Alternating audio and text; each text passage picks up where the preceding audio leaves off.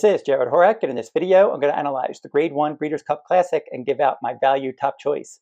I did work hard trying to find the value of this race using today's Racing Digest pace and final time ratings, race shape projections, workout analysis, morning line odds, race spacing, class, form consistency, final time rating patterns, and much more. So keep checking my YouTube channel for these Breeders' Cup 2024 videos. And I posted short videos for a couple races earlier today, giving out my top choices for the Breeders' Cup Juvenile Fillies and the Breeders' Cup Juvenile. Those were part of my Road to the Kentucky Derby and Kentucky Oaks 2025 video series. And for that Derby video series, through the first 5 races, my top choices have 4 wins and a runner-up finish. Now, my annual 2-day Breeders' Cup full card analysis is available now on my sales page at therunawayhorse.com. You can get Breeders' Cup Friday, Breeders' Cup Saturday, or both Breeders' Cup days. And I'm also covering the full Del Mar fall meet like I do every year. So go over to therunawayhorse.com, click on the Buy Cards tab at the top of the home page for more details. I've been selling these full cards since the late 1990s, including Breeders' Cup full cards. A lot of success over the years in the Breeders' Cup. I've had a lot of Breeders' Cup clients that probably date back to the 1990s. And I've had a lot of success over the years. A very extensive Breeders' Cup product that I offer. My Breeders' Cup full cards include extensive analysis of every horse, historical trends, wagering strategies for every race, pick 4, pick 5, pick 6 tickets. And you can get those at therunawayhorse.com on my sales page. Now, today's Racing Digest, their annual Breeders' Cup Friday and Saturday products from Del Mar are also available now at today's racingdigest.com. Those products include past performances, analysis, workout reports, performance ratings, pace and final time ratings, jockey trainer stats, and much more. So if you're interested in that product, check out the description in this video for a special promo code offer for the Today's Racing Digest 2024 Breeders' Cup products. Now it's time to handicap the Grade 1 $7 million Breeders' Cup Classic at Del Mar for Saturday, November 2nd, 2024. This 8th race is for 3-year-olds and up, traveling 1.25 miles on the main track, scheduled post time 5:41 p.m. Eastern Time. I put a lot of work in this Breeders' Cup race. I saved this one for last.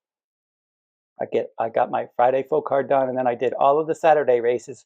And the last race that I did for Saturday was the Breeders' Cup Classic, giving myself as much time to think over this race. Now, all year long, the 3-year-olds, we haven't had a leader in the division, but they are getting faster. Same with the older horses. We haven't had a leader in the older horse division really either. And just based on all of that, I think a 3-year-old probably has a good shot this year because they are getting faster and they have more upside. So a 3-year-old can win this race as well.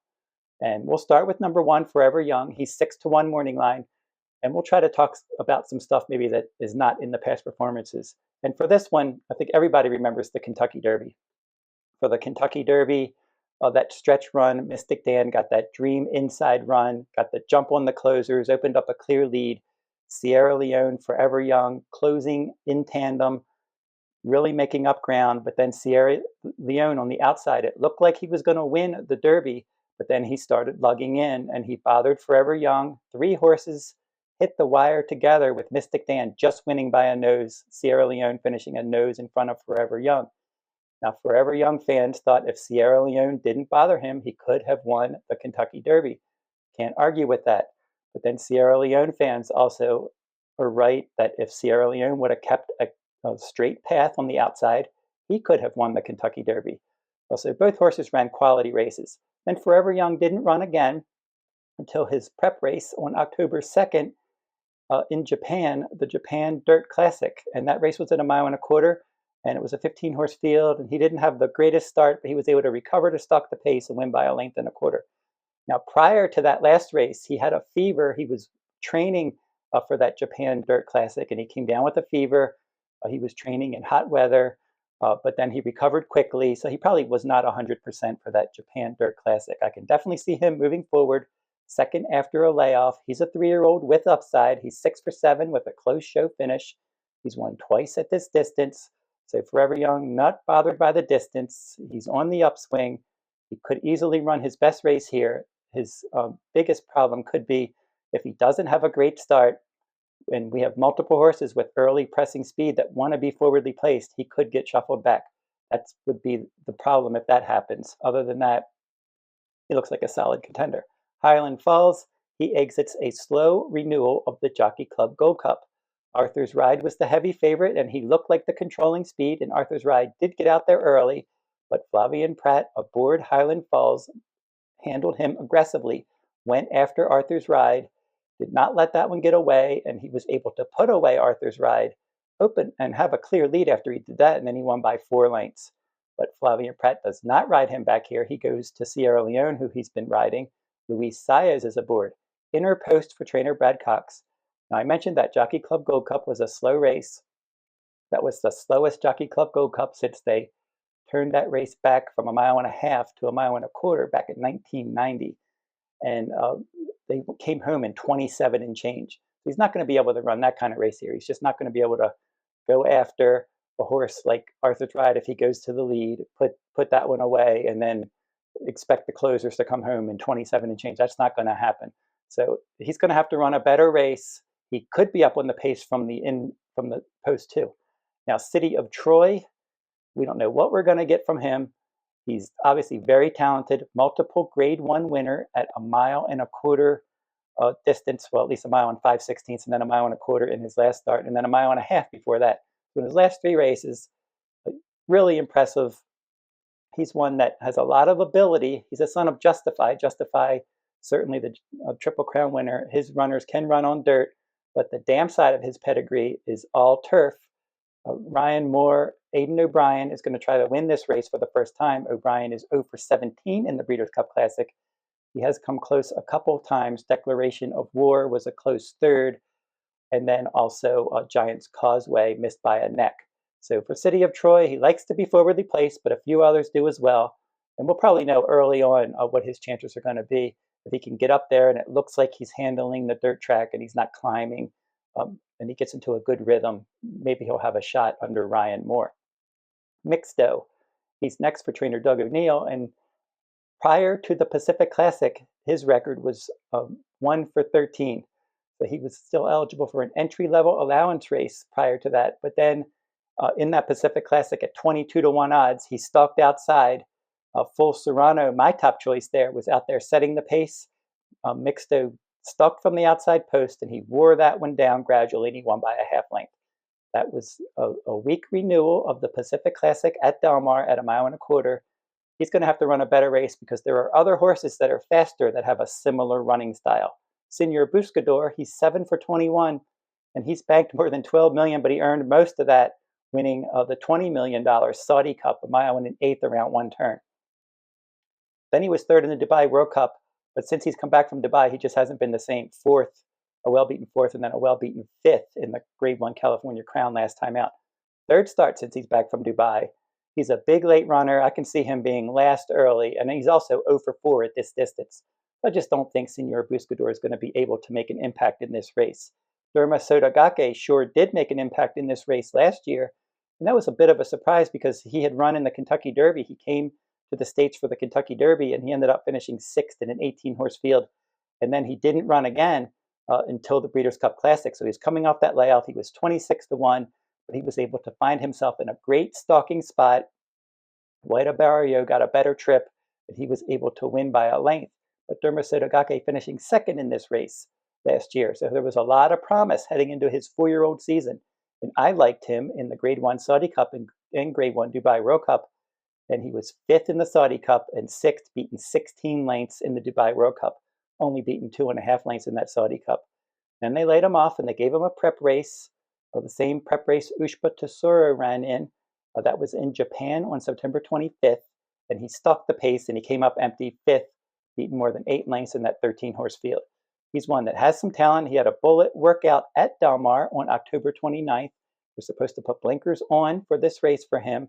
He can be forwardly placed. He needs to rediscover his 2023 Breeders' Cup Classic form to have any chance in this race.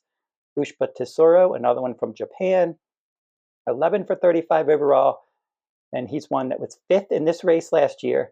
Then he won a Grade 1 race at the end of 2023, and in 3 starts this year, in the Saudi Cup and Dubai World Cup, back-to-back runner-up finishes. He just missed by a head to Senor Buscador in the Saudi Cup, and then he was beaten 8 lengths by Laurel River in the Dubai World Cup, but still he ran on for second, and he finished in front of Senor Buscador that day. And then in his last start, he was laid off from March to September. Nice prep race. He rallied to finish second, beaten a length. So he was clearly second best. So he'll try to get involved late. This 7-year-old, decent closer, and he likes this distance. He's 4 for 6 with a runner-up finish at 1.25 miles. Pyrenees for trainer Cherie DeVoe. No problem with the distance, and he's got at least enough positional speed to keep the leaders in his sights. Just don't think he's good enough. He's a Grade 3 winner. He won the Grade 3 Pimlico Special as my top choice in May. And then in the Grade 1 Stephen Foster, he was second there. And then in the Grade 1 Jockey Club Gold Cup, I mentioned that wasn't a fast race. It set up for him perfectly. No match for Highland Falls, but he was second best there. He would have to run the race of his life. He's going to have to get faster to compete with these. Fierceness, number 9. So for Fierceness, 3-year-old definitely has a shot in here. It all depends how this race plays out.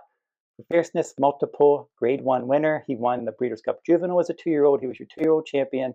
Then he won the Florida Derby and then the Travers last time out.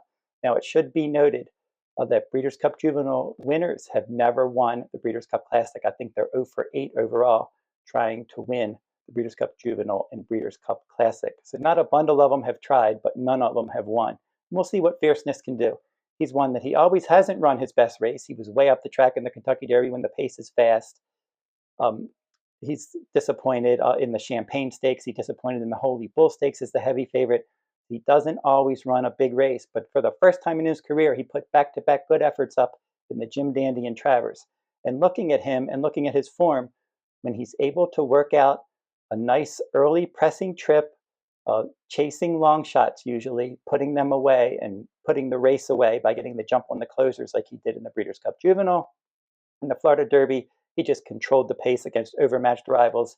In the Jim Dandy, long shot setting the pace, he put that one away, got a clear lead, held off closer Sierra Leone by a length. In the Travers Stakes, same thing.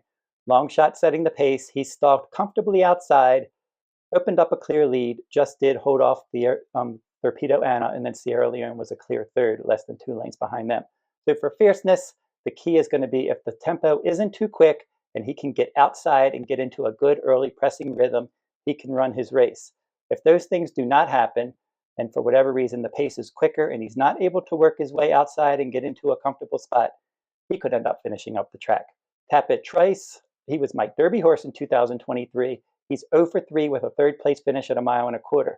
He does like to run outside of horses. So post 10 is a good draw for Tapit Trice, and he does exit a victory in the Grade 2 Woodward. And then earlier this year, he dominated the Grade 1 Monmouth Cup when he was able to run outside, and he rallied outside in the Woodward. In the Jockey Club Gold Cup, got a great setup, but he did have the inside post that day. Maybe he wasn't comfortable running there, but he should have run much better there. But that was 1.25 miles. That was a Grade 1. His victories, Grade 3 and Grade 2 this year. I still think this isn't his best distance, and I think that he's a cut below the best. But I've always liked that horse. Sierra Leone, very consistent. 8 starts, 3 wins, 3 seconds, and 2/3. He's 12 to 1 morning line. 3 starts at 1.25 miles with a nose defeat and 2 show finishes. He was really good earlier this year, winning the Risen Star in the Bluegrass and the Kentucky Derby. He was his own worst enemy, lugging in. That cost him the race. The Belmont Stakes, he was 3rd, rallying from off the pace over a speed-favoring track. The race flow was against him there. The Jim Dandy, race flow was against him. He rallied to finish 2nd. The Travers Stakes, again, the race flow was against him. He ended up finishing a clear 3rd. But he wasn't as far back in that Travers Stakes. So maybe that's the key for Flavien Prat, to try to not have him fall as far back. But he didn't have that big punch in the stretch, but maybe that was because the horses in front really weren't coming back because the pace wasn't that fast. Arthur's Ride, number 12 in here for trainer Bill Mott. He's going to need to go out there and set the pace. He's not the kind of horse that is going to try to set the pace and back things down. That's not going to work. That's what he tried to do in the Jockey Club Gold Cup. He got a clear lead. They tried to slow it down. Prat and Highland Falls were having none of that. They came right after him. They put him away and they won. But in the Whitney Stakes, they did not fool around from post 9. He got out there. He set the pace, 46 and change, 110. In that other race for the Jockey Club Gold Cup, 47-3, 111 and change over the same track, but it was muddy on Whitney Day. But I think that they need to go out there and have a quicker pace, try to get the field strung out and try to make the chasers run hard and they can't keep up, and then put the closers at a disadvantage where they fall too far behind. If he can do those things, he'll have a shot. He handles a mile and a quarter. He did that on June 7th, where he dominated on the front end. And then in the Whitney, he dominated that race on the front end. But then in the Jockey Club Gold Cup, it didn't work out for him. I am concerned, as I said, that the Jockey Club Gold Cup was not a strong prep. And his workout at Del Mar for this was decent, but it was not spectacular. Newgate is going to have to work out some kind of trip from an outer post. He's going to put blinkers back on for Bob Baffert. Typically, Baffert's big angle is taking blinkers off. When he puts blinkers back on, 28 starters with 14% wins. So I think maybe he wants to try to get him maybe closer to the pace. This one is also reconnecting with his winning big cap pilot, Frankie Dettori. And Dettori knows this one well because he also rode him to victory in the Robert Lewis Stakes, February of 2023. He was hoping this was going to be his Derby horse that year, but then he was injured. He didn't run again until January of this year, where he finished second, and then second in the San Pasquale, and then he won the big cap, and then he went to Dubai, and he was up the track. And then the California Crown last time probably needed that race. First start back from Dubai. He was the third neck on the line. Good effort there. He's got tactical speed. He can handle the distance. We'll see what he can do from post 13. Speaking of outer posts, next is in post 14. He's 8-1 morning line. And this one, 13 for 23. He's 4 for 4 this year. He was 3 for 4 last year. So he's just a win machine. But most of his victories were in longer races at like a mile and 3/8, a mile and a half, a mile and 3/4. All of those, a mile and 5/8 even. So all of those races, those long distance dirt races with slow paces, and he was able to get up on those slow paces. For instance, 49 and change, 6 furlongs, and anywhere from 113 to 116 and change. Not going to see those fractions here. We're probably going to see maybe 111 for the 6 furlongs. You're just not going to see that kind of pace. So how will he react? Will he try to keep up with these horses going 111? Will they try to drop way back and come on? He's never done that before. We'll have to see what he can do from post 14. I think this is a tough assignment for him, but he certainly has final time ratings that match up well with the top contenders, and he loves to win races. We're just going to find out if he can cut back to a mile and a quarter and face grade 1 3-year-olds and then older company in an international setting here and get some kind of job done. It would be a great story if he could get the job done. I'm not going to bet him, but he's one that certainly I respect his form. And then the also eligible in here is Rattle and Roll. He's number 15 at 30-1 if he would get in. He's won a couple times at a mile and a quarter. He's just not fast enough. He was off for a year. He was 4th in the Lucas Classic last year. Came off of a layoff to run in the Lucas Classic this year, and he was 3rd. They entered him in the Fayette Stakes at Keeneland last weekend, but they scratched, brought him out here. Now he's on the also eligible list. So we'll see how it goes for Rattle and Roll. He's a grade 3 type. He won the grade 3 Ben Ali, grade 3 Pimlico Special, grade 3 Blame Stakes last year, and he was 2nd in the grade 1 Stephen Foster. So for Rattle and Roll, if he got in, his post would be really tough. So many different ways you can go in here. I considered Forever Young, and I think I probably would have made him my top choice if he didn't have the inside post. I'm a bit concerned there that we have multiple horses with early pressing speed, and those horses are Highland Falls. You have City of Troy that likes to be up there. Mixto is another one. Derma Sotogake, and he's adding blinkers, and he already likes to be forwardly placed. And then you have horses like Fierceness. He wants to be up there. And then even further out, you have Arthur's Ride, possibly the one to catch. He could be fastest of them all. Newgate, putting blinkers on from an outer post. They want to be up there. And then next, he's another one that likes to be up there. So this could get crowded up front. We'll have to see how that plays out. If someone can get loose, or if maybe someone does get loose like Arthur's Ride and multiple horses come after him early, in the middle of the race, pace heats up. We'll have to see how all that plays out. Now, I would just put so many things into play here for giving out my top choice. And you're going to laugh when I come up with Sierra Leone as my top choice because I've been picking him this year. But just looking at all of the factors, and the morning line is one. He's not far behind Fierceness. He only finished a length behind that one under uh, not so favorable circumstances in the Jim Dandy and then the Travers as well. So he wasn't far behind that one. He's 12-1 morning line, Fierceness is. Fierceness is 3-1 morning line. Sierra Leone's 12-1 morning line. And then also, as we mentioned, the Kentucky Derby, another horse that he faced, Forever Young. And they were noses apart. Forever Young is 6-1. Sierra Leone is double his price at 12-1. So he's 4 times the price of Fierceness, who's a contender. He's twice the price of Forever Young, and he's not far off of those horses. If you look at his Beyer speed figure pattern, he's improved his Beyer speed figures in all 8 career starts. If you look at his last start, he's one of the fastest horses in this race. He can handle the distance. It's just what kind of trip can he get from off the pace? Some people are going to be upset now that he's lost his last 4 starts, but he has some legitimate excuses. He ran well in those races, and he continued to improve. He's one that was lugging in earlier this year, but now he's much more professional. He used to work in company. Now he works solo. His workouts for this have been very good. There's a lot of positives on Sierra Leone as well. The most positive is the price. If he wasn't this price, if he was going to be 3-1, I wasn't going to pick him in the Classic. But at 12-1, with the possibility of some pace help, I'm going to go with Sierra Leone as my top choice in the 2024 Breeders' Cup Classic. He's my value top choice in here, just based on that price and all those other factors that I mentioned. And you can read my handicapping article for this race over at todaysracingdigest.com. And that will wrap up my look at the 2024 Breeders' Cup Classic. I want to thank everybody for watching my Breeders' Cup videos, for purchasing my Breeders' Cup 2024 full cards.